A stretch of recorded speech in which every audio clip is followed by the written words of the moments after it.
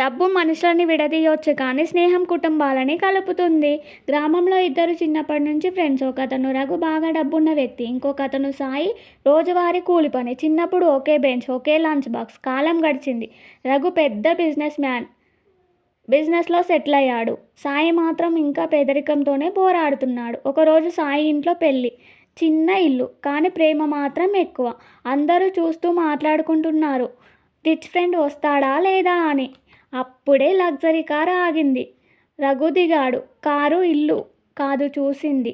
సాయిని గట్టిగా హగ్ చేసుకున్నాడు. అతడు కుటుంబంతో ఇలా అన్నాడు, డబ్బు మా దగ్గర ఉంది కానీ ప్రేమ ఇక్కడుంది.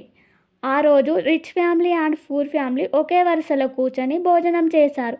అప్పుడు సాయి తల్లి కన్నీళ్లతో చెప్పింది, ఇదే నిజమైన సంపద. డబ్బు మనుషులని విడదీయొచ్చు కానీ స్నేహం కుటుంబాలని కలుపుతుంది. వీడియోకి లైక్ చేసి మీ అభిప్రాయాన్ని కామెంట్ రూపంలో తెలపండి. అలాగే ఛానల్ని సబ్స్క్రైబ్ చేయడం మర్చిపోకండి.